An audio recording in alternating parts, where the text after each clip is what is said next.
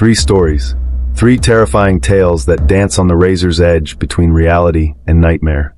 Tonight, we'll explore accounts so chilling, so unsettling, that you'll be left questioning what's real and what's mere imagination. One story is rooted in documented events, while the other two spring from the darkest corners of human fear. But the true horror lies in not knowing which is which. Are you brave enough to discover the truth? To blur the lines between fact and fiction? To confront the unknown? Proceed with caution. These stories might just change how you see the world, and what lurks just beyond the shadows. Story 1. The Basement Door. Montana, 1997. Sarah Mitchell wasn't supposed to be home that night. A last-minute canceled flight left her sleeping in her own bed instead of a Denver hotel room. The irony wasn't lost on her. She'd spent months trying to get out of this business trip, and now that she actually wanted to be away from home, a freak snowstorm had grounded all flights out of Great Falls International. Her century-old farmhouse creaked and groaned in the bitter Montana wind. Sarah had grown accustomed to these sounds over the past year, learning to distinguish between the normal settling of ancient wood and the various wildlife that occasionally sought shelter against her foundation. But at 3:17 a.m., a different sound cut through the familiar symphony of rural night noise. Footsteps in her basement, slow and deliberate, pacing back and forth behind a heavy door at the bottom of her stairs. The basement had been a point of contention when she bought the house. The realtor had emphasized its historical character, but Sarah saw only decay. Crumbling concrete walls, a dirt floor in one corner, and that impossibly heavy door with its antiquated iron lock. She'd meant to renovate, but work always seemed to get in the way. Now, lying in her bed with her heart thundering against her ribs, she regretted every postponed improvement. The footsteps continued their methodical pattern, accompanied by a faint, rhythmic scratching against the basement door. Sarah's mind raced through possibilities. An animal couldn't have gotten in. The only exterior entrance was padlocked from the outside. A squatter seemed unlikely. She checked the basement weekly for maintenance. Besides, the door was locked, its key hanging on a hook in her kitchen. Sarah lay frozen in her bed, barely breathing. The police station was 30 minutes away in good weather, and tonight's storm would make it longer. Her cell phone, her only link to the outside world since disconnecting the landline, sat uselessly on her kitchen counter, charging. She cursed herself for not bringing it upstairs. The scratching grew louder, more insistent. Then stopped. The footsteps ceased. In the sudden silence, Sarah heard a new sound that made her blood run cold. The slow, grinding turn of the basement doorknob. The mechanism's internal components clicked one by one, like someone was manipulating the lock from the inside. Sarah's paralysis broke. She bolted from her bed, grabbing the softball bat she kept nearby. The hallway to her bedroom door seemed to stretch endlessly. Behind her, the basement door's hinges began to squeal. She made it to her closet, just as she heard the basement door crash open. The footsteps were different now, faster, purposeful, ascending the stairs. Sarah buried herself beneath hanging clothes, trying to control her panicked breathing. Through a crack between her closet doors, she watched a shadow pass by in the hallway. The footsteps moved methodically through her house, checking each room. They grew closer, stopped outside her closet. Sarah bit down on her fist to stifle a scream. A sound like nails on wood dragged across her closet door. The temperature plummeted. Sarah could see her breath misting in the darkness. The doorknob began to turn. The shadow that fell across her closet floor wasn't human. It was too tall, too thin, its proportions all wrong. Sarah's last conscious memory was of a hand reaching through the gap, pale, elongated fingers with too many joints, tipped with what looked like iron nails. When police finally arrived the next morning, responding to concerned neighbors who'd heard screams, they found Sarah huddled in her closet, nearly catatonic. Her hair had turned completely white.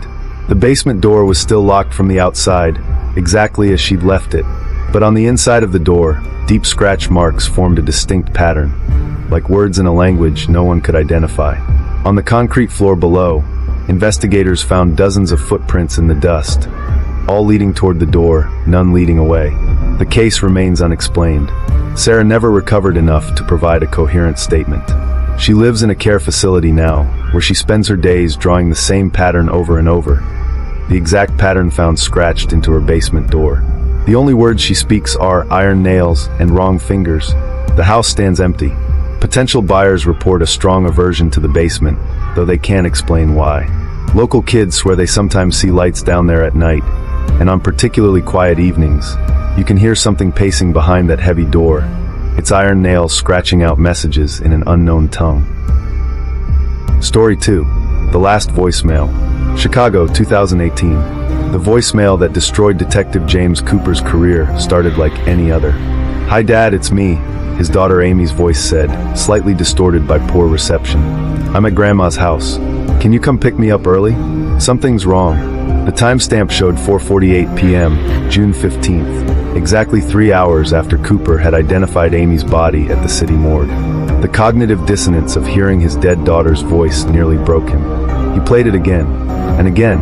Each time, Amy's voice became clearer, more desperate. "Dad, please. Grandma's acting strange. She keeps staring at me but won't speak. And there's someone else here. I can hear them walking upstairs, but Grandma says no one else is home."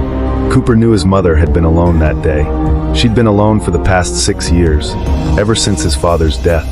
The house had been empty when they found Amy's body in the backyard, carefully arranged under her favorite climbing tree. His mother was found 2 blocks away, wandering confused in her nightgown, unable to account for the previous 6 hours. The investigation had stalled. No signs of forced entry, no forensic evidence, no witnesses. Just Amy, 12 years old, with no visible cause of death, and a grandmother who couldn't remember anything past breakfast that morning. The final part of the message haunted him most. "Dad, they're coming down now. I can hear them. Why are their footsteps so wet?" Cooper played the message for his partner, Detective Sarah Martinez. She heard nothing but static.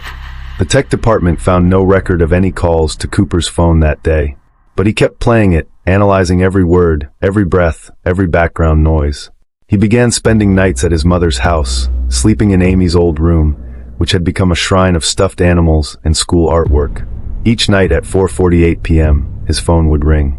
Each time, it was Amy's voice, the same message, but with subtle differences. "Dad, please hurry. Grandma's getting worse. Her eyes are all wrong now. Dad, I can see them in the mirrors. They don't have faces. Dad, why aren't you coming? Don't you love me anymore?" Cooper's obsession cost him his badge. The department couldn't have an unstable detective, especially one investigating his own daughter's death. But even after turning in his gun and shield, he kept returning to his mother's house, kept answering his phone at 4:48 p.m. The breakthrough came 3 months later. Cooper noticed a pattern in the voicemails, background noises that formed a sequence.